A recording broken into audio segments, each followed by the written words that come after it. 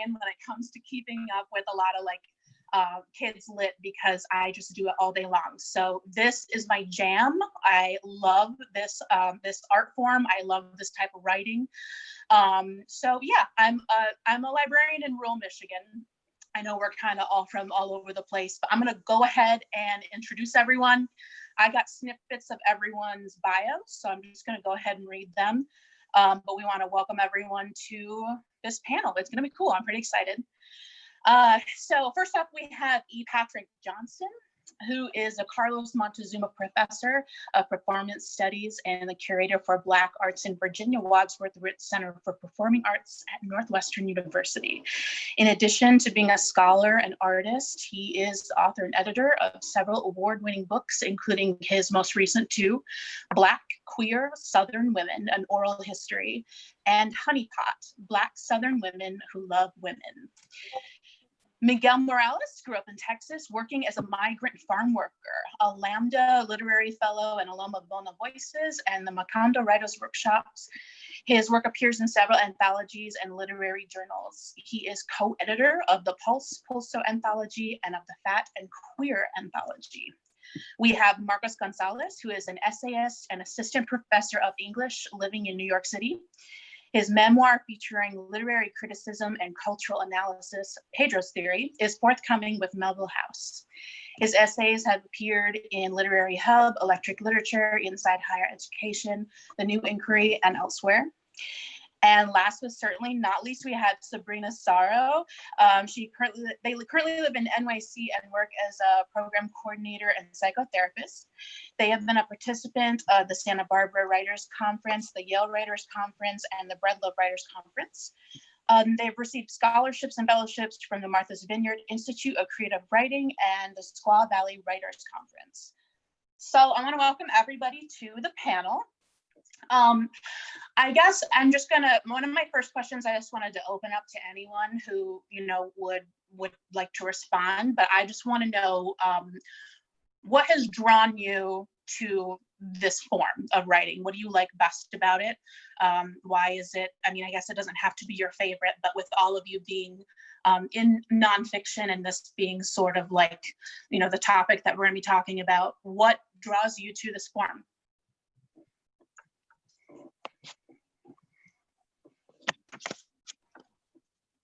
I'll start.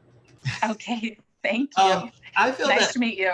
Nice to meet you too, and thank you for the introduction. And it's great to be here with my colleagues.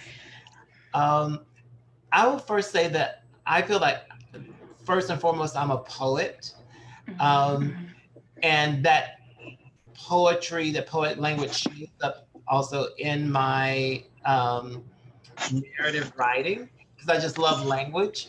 And what I love about particularly creative nonfiction is the way in which you can play with language.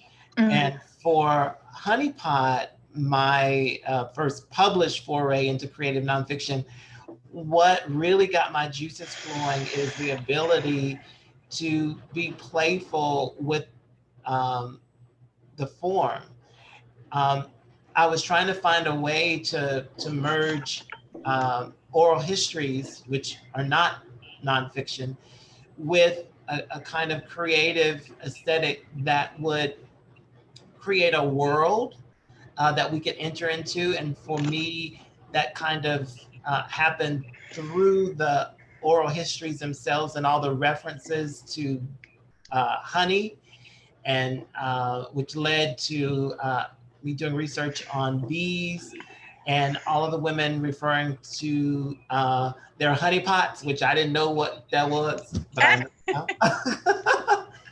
And so I came up with the idea for creating this character, a trickster figure named Miss B, who's sort of my alter ego, if you will, who, you know, kidnaps this character and takes him to her hive and demands that he listen to her sister's stories. And so the form allowed me to be really playful and creative, at the same time calling attention to the nonfiction components of these women's lives. And I just had so much fun. It was so freeing to be able to write in a way that didn't have um, peers in my head, the critics, and just be free and open to allow the work to do what it wanted to do and be what it wanted to be in the world. Um, it was just really, really a wonderful process for me. Thank you. Was there anyone else? So I know, do you go by for your first name? E. Patrick Johnson. What do you want me to refer to you as during this? I'm called many things. What would you like me to? So, Patrick, EPJ, whatever you feel comfortable with is fine. EPJ. Okay, I'm gonna go with EPJ. I was reading. I was going through your website in your About section, and I believe you turned one of your books into a play. Is that right? It's Sweet Tea. Yeah? Yeah. I would really love to know about the process of that. I've never, I'm going to purchase your book after this, but I was reading that shortly before I hopped on Zoom, and I just want to know what was your favorite part of that process? Just kind of taking something that obviously you had written, but then switching it to a completely different art form. I know you're a performer as well, so there had to be an element of that just kind of flowed for you. Yeah, so I'll be brief because I want to hear from my colleagues. But when I started collecting the oral histories for Sweet Tea, which is a collection of oral histories of Black gay men of the South, about a year into conducting those interviews, I realized that a traditional book was not going to be able to capture the wonderful storytelling component of these stories, or the vocal cadences, the dialects and all of that. So I knew that it needed to exist in another form. And so I decided to adapt it for the stage. And at that time, I didn't know if I was going to direct a play where I cast 8 to 9 people playing the stories, playing the parts, or if I would do it myself. And because I'm a horrible director, and I wanted to stay in my lane, I decided to perform the stories myself. And then it just sort of took off from there. I started performing the stories in 2006. And then in 2010, a producer approached me about making it a stage play. And so that premiered in 2010. And now it's a film called Making Sweet Tea that's actually been on the film festival circuit since September. We're premiering in Austin, Texas next week, and then Philadelphia the week after. But we've done like 16 film festivals and won 5 awards for that. And just this past Tuesday, I hope you can see it. Ooh, maybe. The play was published by Northwestern University Press. So Sweet Tea is the gift that keeps on giving. And to answer your question, though, I think the thing that really makes the work so special are the stories themselves. They hold up to all these different forms. They hold up as sort of a traditional scholarly book of oral histories. They hold up as a stage reading. They hold up as a play. And they hold up as a film because the stories themselves are so rich. Thank you so much. I love that. Sabrina, would you mind telling us a little bit about your work and why this form means so much to you, what it means to you, what you love about it, what you hate about it? Yeah.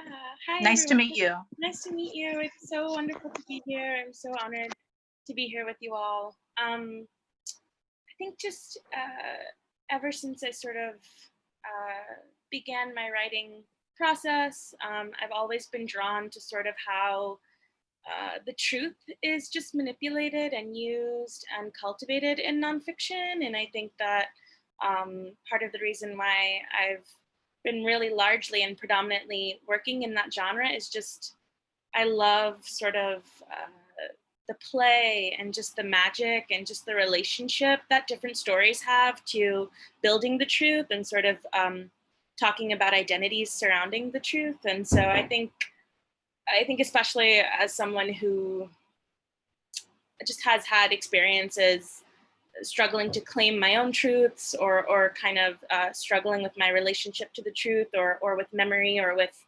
experiences in the body, nonfiction and especially narrative nonfiction and sort of how nonfiction has the ability to sort of genre bend and include so many different just living bodies of other genres or of other spheres, like hybrid work or hybrid text. I think that I just love seeing how people present what's happened to them and their lived realities and their lived narratives. And so that's sort of really all I really want to be immersed in at this point and kind of always have been. But in regards to what I'm working on currently, I just got accepted into a book fellowship called the Lighthouse Project.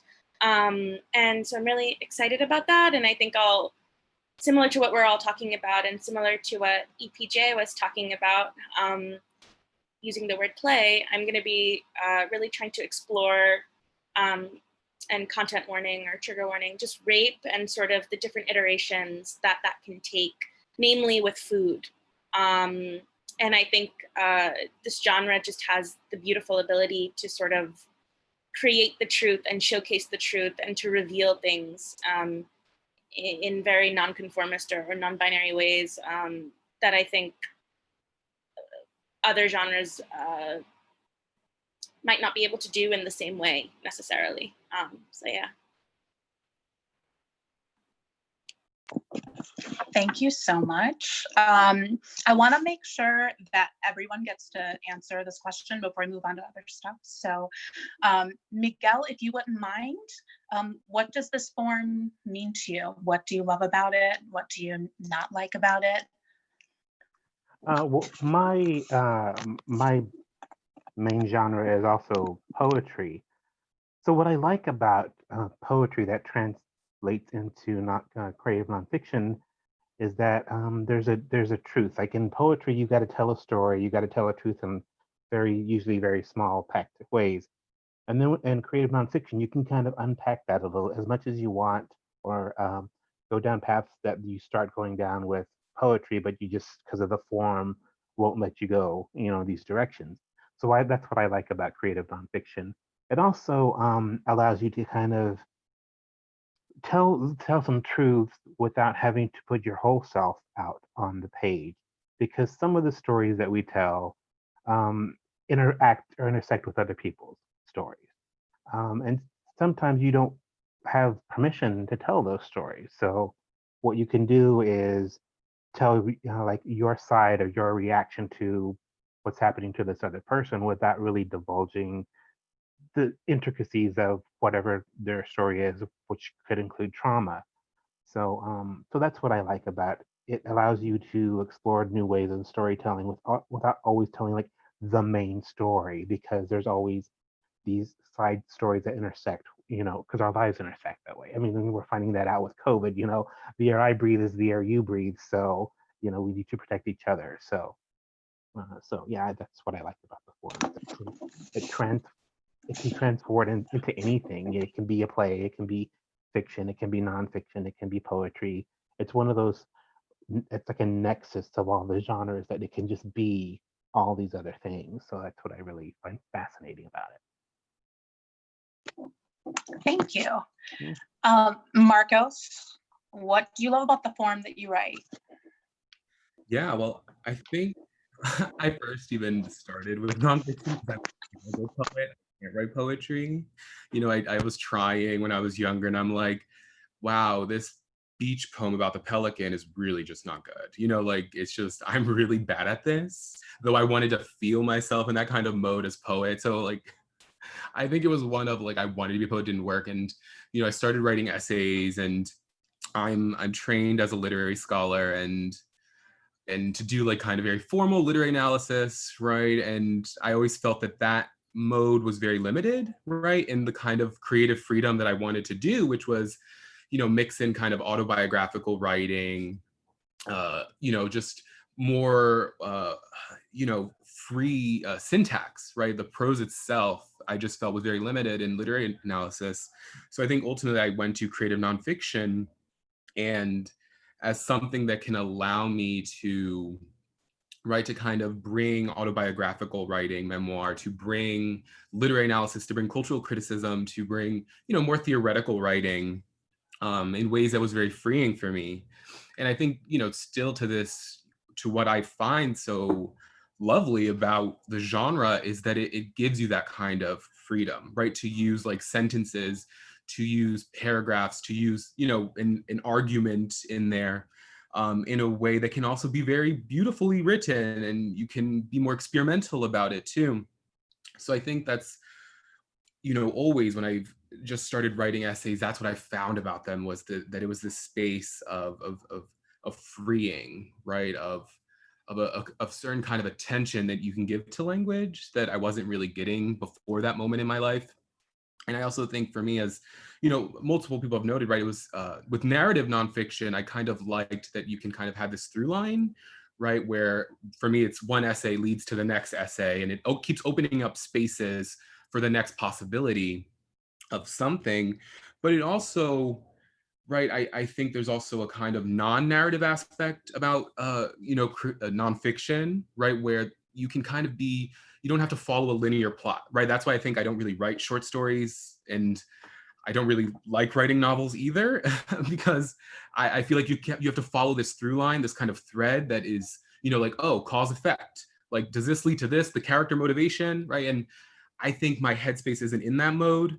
So I think for me, the part of creative nonfiction is that it allows more play, right, as some of you were saying, and more room to kind of imagine other kinds of ways of speaking, and speaking to an audience and to a reader, right, that I don't necessarily think novels or short stories can do, perhaps. I think poetry and nonfiction do a better job of that.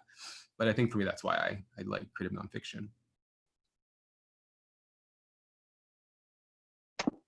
I love that. Thank you so much.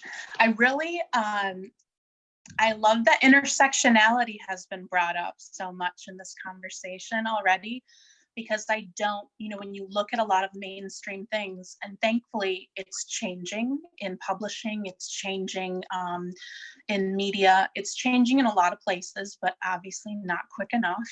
But I was just curious what everyone, if anyone has any thoughts on intersectionality. I feel, you know, as a Haudenosaunee woman, I have many intersections in my life where, you know, you can be a person of color, but also a woman, but also gay, but also, you know, maybe you are part of, you know, a certain kind of religion, or, you know, I feel like, especially, you know, as the Black Lives Matter movement has gotten more mainstream with the public, it's like white people are just waking up to the idea that intersectionality exists, and that, you know, if you are Black, well, you're not just, you have all of these other bits and pieces of your identity when you're a person of color. And that was something that I struggled with until I personally began to write about it myself. And so, Miguel, I know that you, we were talking about your fat and queer shirt before we went live, before we went on, because Derek loved it.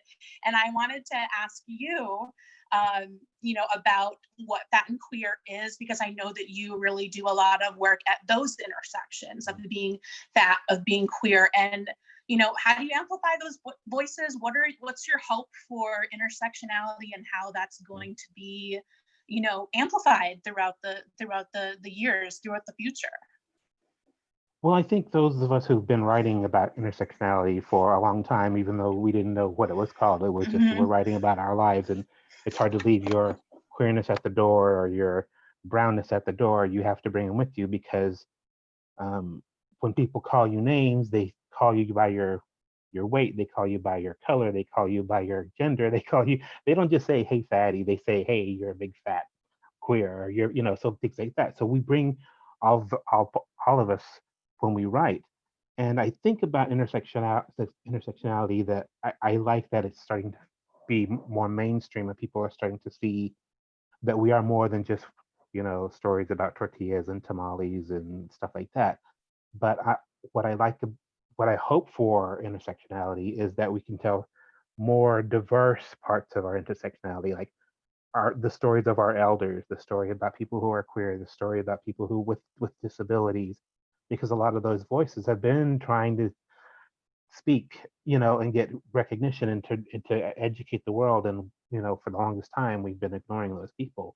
And I think now is the time everyone is like saying, I have a voice and I want to share my story. And the way that we can overcome a lot of this stuff is just by listening to other people's stories, right? So like when your coworkers talk about going out on a date or going somewhere, with their family, you tell your story about going somewhere with your same-sex date or your husband, they can't complain. And that's how they learn about you, that you're a normal queer person who has a life and a dog and all those things, because their minds run wild when they see and hear things on the news. They like, I don't know what you do in your bedroom and at home, or would you leave this work? So I think it's when we share our stories that we start to break down those things, and people realize, oh, you have to take out the trash too. So it's stuff like that. My hope is that I'm working on the anthology for Fat and Queer. We just turned it into the publisher yesterday, which is really great. So that was a really long process. And what we found is that when we were putting together this project, is that there were a lot of people who would write about being brown, about being queer, but they really did not want to write about being fat. So we had to not only find people who were doing that work already, we had to create people, plant the seed about their fatness. So our submission process was over 2 years, almost 2 years. We like brought people along the way. We did writing prompts, we did face-to-face meetings, we did Zoom meetings, we did everything we could. And then at the end of this, we got a lot of people to submit, but there was some times where we just thought it's going to be us 3 editors filling this whole book ourselves. But yeah, so that's what I learned, is like sometimes you have to help create the writers to tell the stories, and then they can provide inspiration for other people down the road. So that's what Sabrina, I have a little screenshot that I think is from your website, but I mean, you have it right on this page. Intersectional is right there. And I think you're a therapist, right? Or you're a psychotherapist? I'm a therapist, yeah. Yeah. I mean, what do you think non-binary people bring to the table? What do they, what are the things that they are challenging and amplifying and changing about media, about print, about, writing and art altogether? I think the first thing that just comes to my mind is that non-binary people are not a novelty. Like, we've always been here. And, we've been erased, historically and globally. And I think just the first thing that comes to my mind is just that, like, even the word non-binary just looks so vastly different for every individual that occupies that word or identifies with that word or feels affirmed in that language. And so, I feel like intersectionality must be one of the central backbones with pretty much everything. And just and like I always think about sort of how even in my own life, like, I can't talk about my Blackness without talking about my queerness, or like I can't, and like I really liked what Miguel said, just sort of like, you can't leave, he phrased it as like, you can't leave one of these things at the door, like they come with you. And just how to amplify non-binary folks or non-binary voices. I think just really centering this notion that,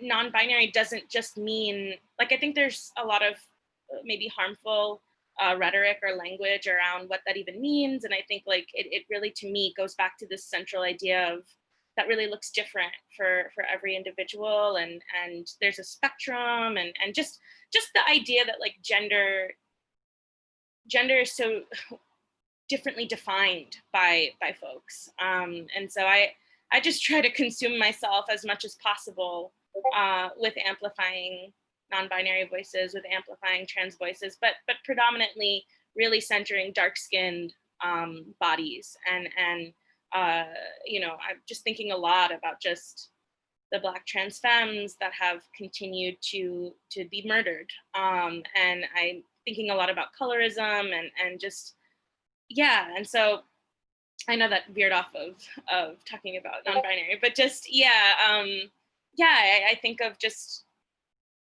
all of those words and sort of the lexicon of those umbrellas, and I just sort of think about how those experiences are so unique to the individual experiencing them, but all in all, like, we've been here, we will continue to be here, and we don't look any specific type of way. Yeah, I just, like, you can't see gender. And so, yeah, and so just I think about that a lot, and I sort of think about that a lot too, and I'm trying to read queer literature or queer essays.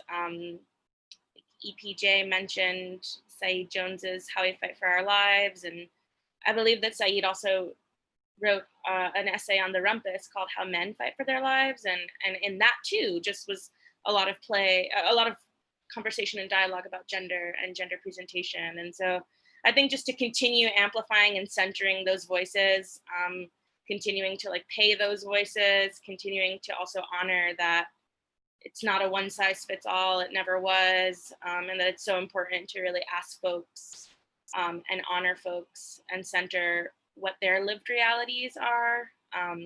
So yeah, that's sort of what comes up for me when you ask that. Thank you.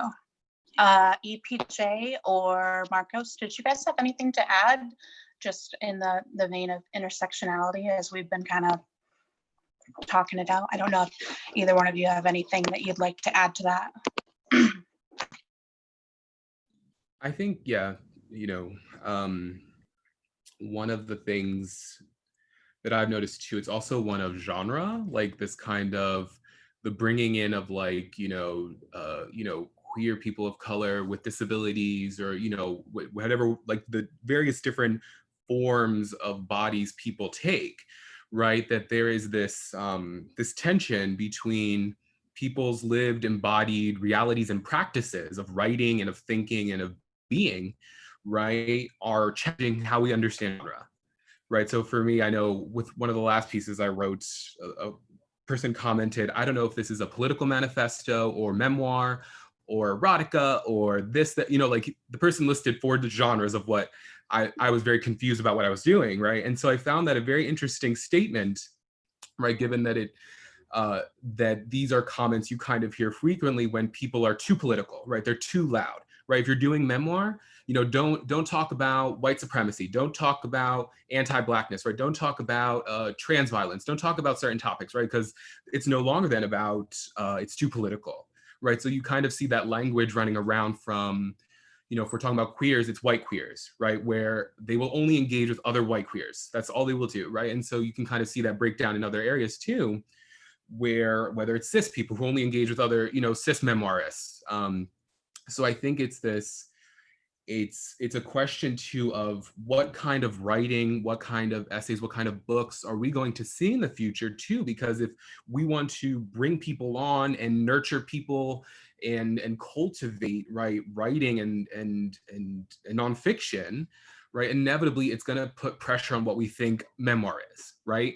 Because inevitably memoir then will be political, right? Just by the very person who writes it, right? And so to think that a memoir can be apolitical is really just troubling at the core of it, right? Because it assumes that that, you know, that cishet white disembodied memoirist that we're thinking about now has to take a position, right? They have to be embodied because now we're here, right? And we're forcing you to say, you know, who you are. So I think it's one for me of centrally intersectionality is one of, we're gonna have to really rethink, and particularly, you know, those who are in positions of power are gonna have to rethink what they think of these genres and these forms of writing. So one of probably my most famous academic essay is called Queer Studies, or Almost Everything I Know About Queer Studies I Learned from My Grandmother. And that piece was um, prompted by the ubiquitous whiteness of queer studies and its focus specifically on sexuality without attending to the other various parts of our identities. And so I've always been really interested in the ways in which all aspects of who I am, including, my class position. Because I always think about, yes, I'm currently firmly rooted in middle class, but it's always nebulous because unlike white wealth, which moves forward, as a person of color, mine goes back to help mom and them. The ways in which I have to call upon my cis het community members and being coalition with them in strategic moments, that I can't just focus on queerness because of all the aspects of my identity. So intersectionality is always a part of my work because I'm bringing all those things to the table. Thank you. It always takes me a second to mute my mic. I'm sorry. One of the questions that we had on our list was talking about the dismantling of white supremacy through writing. And it's funny, like with some of the books that I've been reading lately, like I know I mentioned before we went live that I had been reading Stamped from the Beginning, and so many racist or anti-gay, anti-LGBTQ tropes that exist in media and in writing, in all art forms, is sort of passed off as like, oh, well, that's just a coincidence by white people, or that's some kind of new trope that, oh, well, that's just, something I saw in a movie in the 90s or whatever. But these things go all the way back to the very beginning. And it doesn't matter if you're talking about, Latinx people, Black people, Native people, gay people, trans people.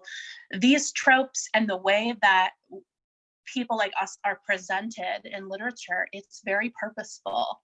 And so I was just wondering what you guys do.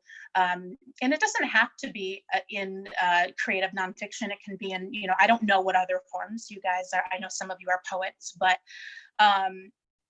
what are ways of dismantling this that you really enjoy? Like, what do you like to write about that a white audience is just going to sit there and be like, oh, well, because how it is. They just look at, we may be into certain hobbies, or there may be certain like aspects of our personality that go outside of the box because of intersectionality, like we talked about before. And so I guess, just going back to one of the questions on our list, how do you dismantle some of those tropes, and what do you enjoy about it? If anyone has any, I know some of you are muted and some of you aren't, but.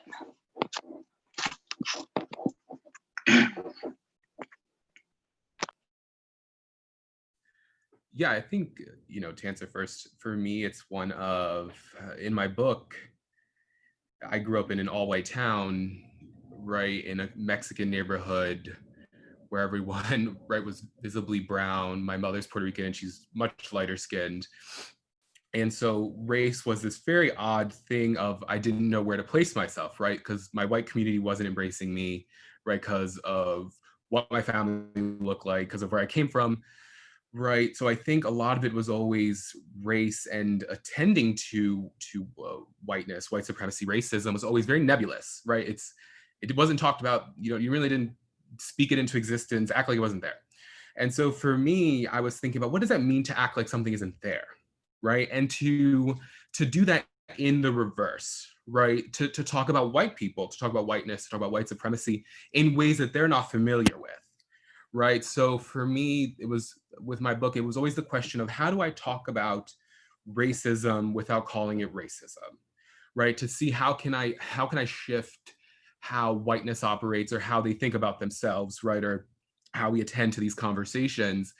Because I think oftentimes white people, hear about racism in the same forms, and it just keeps going, right? They're like, oh yeah, I know what racism is. It looks like this. Okay, and so for me, it was always the question of how can I present it differently, right? How can I name it by not naming it, right? Because they know what it looks like, right? They've already kind of installed it into their brain, uh, premeditated, right? What it will look like and what it will feel like, and that forces them not to challenge themselves. That forces them not to confront it, right? So for me, it was always the question of dismantling it and addressing it as one of how do I put it on different terms, right? And it's more of a confrontation, right, with themselves, as opposed to always putting the labor on myself to speak and attend to racism and represent racism, right? Because white people want you to represent it all the time. They want you to constantly bring it up.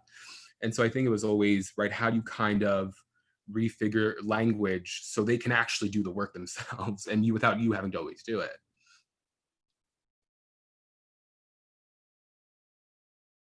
I find that because I come from a farm worker background, that a lot of my writing ends up being about farm work, and so I have to be very careful that I'm not just putting stuff out there for, like trauma porn for white people to just be like, oh, that poor guy, and he pulled himself by his bootstraps, and oh, and his mother has cancer, and she, just like to feel bad for me because I was a farm worker and I'm brown and that was my lot in life. But I still want to honor the stories of the people that are around me and that have that experience. So what I do is, in order to kind of always get a new perspective on farm work, is I work with farm worker youth, and they tell me their stories, and they tell me, like, traveling around the country, and they tell me all these things that are built on the experience that I also had with as being a youth. But then it's also with the new technology and cell phone, and how they can keep track with other groups of young farm workers, and how queer people who are also farm workers can find communities no matter where they are, as long as they have that cell phone or they have something in their hand. So I'm trying to, like, incorporate those new ways of being intersectional, without trying to be without exploiting my own community, and without, like, hitting that trauma thing that the white cis people love about, brown stories. So that's really a hard balance to do. But I figure that, if am I going to regret leaving this aspect out of this text because I'm afraid that some white people are going to find it titillating? Well, then that's not really telling the truth of the story. So I need to put it out there, but frame it in a way that it can mean something to the people who experienced it, but also educate people who aren't familiar with it. So there's a fine line, and I think that we all kind of do that with the tropes that we're confronted with all the time. Like, how do I not exploit the community, and how do I not, feed into it? So it's always a line, and it's a dance. And now that the world is upside down and people are waking up to things, they're thirsty for all these stories. And so you want to make sure that you're not feeding, no, that people aren't feeding those old tropes again, but they're bringing them in new, innovative ways, new intersectional ways as well. So I think that's an opportunity for all of us writers, emerging writers, established writers, to kind of go back and re-examine and deconstruct this narrative, and be able to, like, put those things out there for people who are truly in a spot to be willing to receive these stories right now, because who knows how long they will be. Right? So yeah. Thank you. Anyone else? I don't care if you add on to it, but the original question was just, how do you dismantle white supremacy in your own writing, whether that be dismantling certain tropes or ideas? I just want to make sure everyone is able to add on to that if they want. So one of my literary sheroes is Zora Neale Hurston. And one of the things I love about her work and her writing, particularly in a text like Of Mules and Men, where she talked about how white folklorists had gone to Black communities before, in search of, you know, the authentic story and so on and so forth. And the Black folk would tell them, just make up some shit. And one of the things that I love about the work that I do, particularly around oral histories of Black queer people in the South, is they share with me things that white folks don't necessarily have access to because they're not a part of those communities and cultures. And they share those things with me because I am. And so my work, while it does disclose a lot of those things, it's really not for, the intention is not to make it for white people, but to be an affirmation of the people whose lives are contained within the work. So I love, again, this is why creative nonfiction in particular is also great too, because in playing around with the form, I can draw on, you know, vernacular things that are specific to our community that white folks won't have a clue about. But if you are a part of the community, you know exactly what I'm talking about. So those are some of the ways in which I, you know, to use Miguel's words, you know, try to avoid poverty porn or these other kind of prurient ways of that white folks have of treating us like, you know, less than, but in this kind of neoliberal way.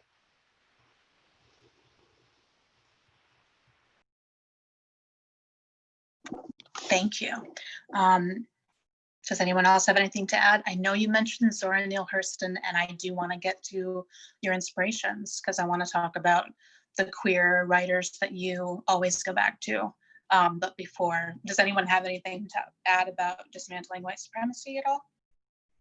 Okay, yeah. Sabrina, yeah, go ahead.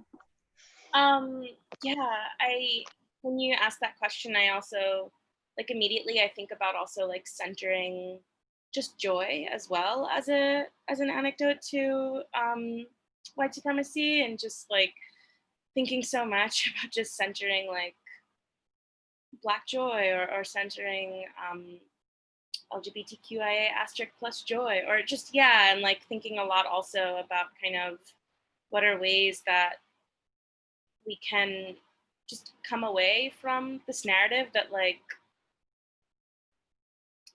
I think, I don't know who said it, but I think I really resonated with just this idea that like they're always, or like whiteness always positions folks of color in a certain way or uses like a specific lens or guise to sort of canopy our entire experience sometimes. And I think like directly inserting and like claiming that space and really directly talking about just success or celebration or love or feeling affirmed in our bodies. Or I think of like the phrase gender euphoria too, also to me is a huge way to sort of dismantle white violence or just white supremacy.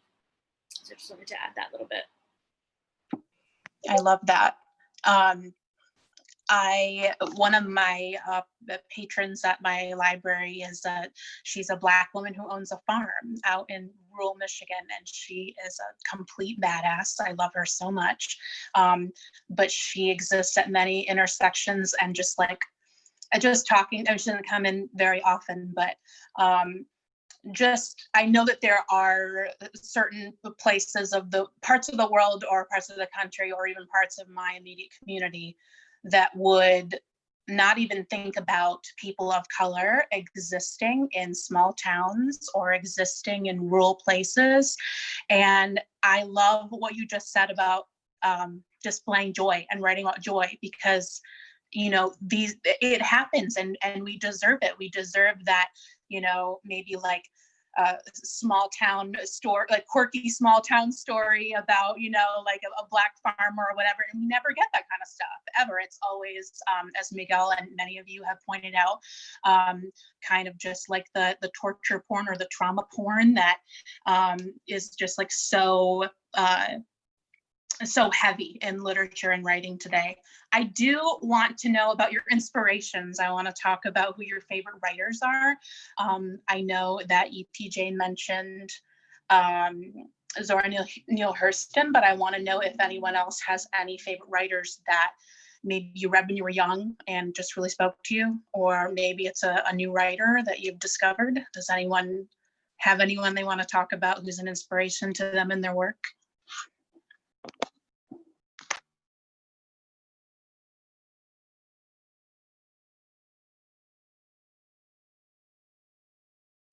Well, I can go.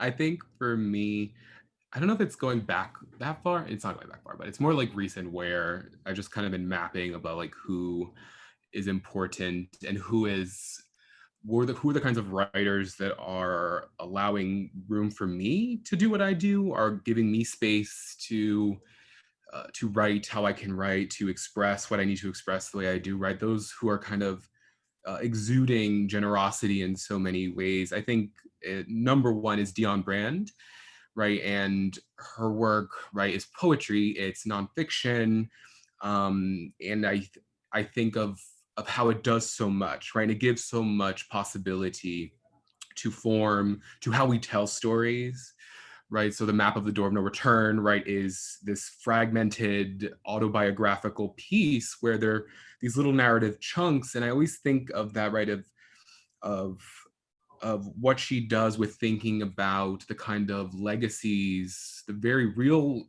ongoing legacies of enslavement, right, across the Americas, across the world, really, and how she's able to compress that history, right, and to compress this very living history into embodied autobiographical moments, right, that leave us wondering, that leave us thinking, that really, they give so much. And so I think for me, it is Dion Brand and the ability to just, do everything. Really, it's really impressive. We have about 10 minutes left. So does anyone else have any favorite writers that they wanted to talk about? What I am curious about before we close is what you guys think the future of this genre is. Where are we going with creative nonfiction writing?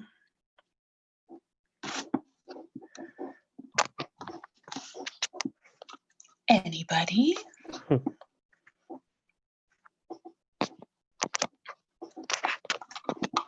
I don't know. I'm just when we were putting together this anthology, this Fat and Queer anthology, there's a lot of first-time writers who are like, I've never written anything before, but I want to send this in. And sometimes their work is really good, but sometimes it's the cover letter that I'm like, oh my God, turn this into an essay. This is fabulous. And so we asked, a couple of people to do that. And so I just think that when people kind of disengage into what they think a genre is, when they're allowed to tell their story free from that structure. I don't know if it's like MFAs or academics that just kind of like make people think that you have to tell a story in a certain way. But when they kind of let themselves be free of that, then that's when the truth comes out. And when I think of people that I have that are favorite writers, I think about all the people who helped them inform their story. Like I talked about how I like to work with young farm worker people to kind of just help me refresh what it is to be a farm worker and to tell that story. And then I think about, all these other writers, Rigoberto Gonzalez and all the people that he has influenced and he's met that helped him come up and tell the stories that he wants to tell. And I just think it's those voices that don't get a lot of recognition, that maybe don't even get acknowledged in books and stuff, that I really find fascinating. And I like to meet those stories, those people who tell those stories in everyday life. And I try to, honor them by not incorporating them, but paying honor to them in my work and acknowledging them whenever I can. But I'm just really excited at where this genre can go because we have so many emerging voices. And I don't just mean young writers, I mean emerging voices. We have older people who are like, they're 50 years old and they're just starting to write. There's people, who've been in all kinds of different sectors of business, or employment, and now they're like, I want to tell my story. I got this degree from mom, but now I'm going to do this for me. So I'm just really excited where it can go, especially with all this intersectionality, coming into play. I think this is just a really great moment for literature and for art in general.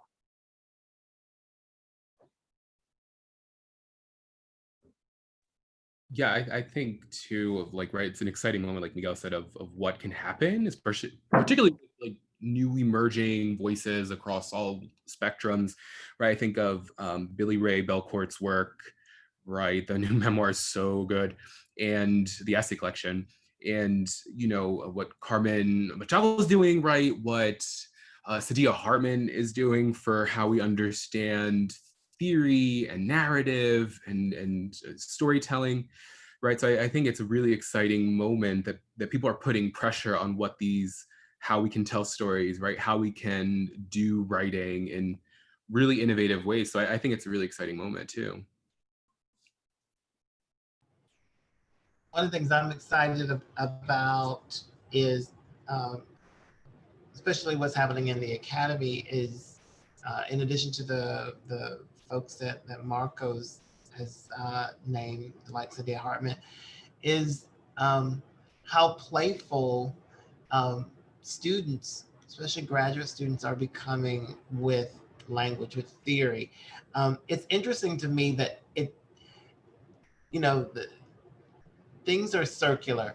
People are discovering the kind of playfulness of language and theory right now, but they've been doing it forever. I mean, we've had people experimenting with form forever, but it's like now people are rediscovering it. I think about the first time I read someone like Annie Dillard, which I was like, what the hell is this?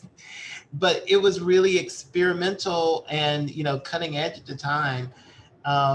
But going back to someone like Zora Neale Hurston, she was ahead of her time in terms of the way she was writing about culture as an anthropologist. The way she was approaching it, something like A Meals and Men was not considered scholarship, but it absolutely is. And so what's exciting to me now is how the next generation is sort of picking up the mantle, whether that's through spoken word or through other experimental forms, and asking that it be taken seriously as theory. My next project will be a memoir, but it'll really be a memoir that's about my mother. It'll really be a biography about her mother, and I plan to be very experimental in it, and it'll be creative nonfiction in a way that I'm in the sense that I'll be reading photographs that I found after my mother passed that I had never seen before, where I imagine what's going on in that photograph. So I'm really excited that so many people have paved the way for me to do that kind of work, because, even a decade ago, I don't think anyone would have taken that seriously. So I'm excited about how the path that my forefathers and foremothers have paved is coming to fruition at this moment. I love that so much. We have about 4 or 5 minutes. Does anyone else want to share what they believe the future of this form, or really any queer writing? Anyone at all?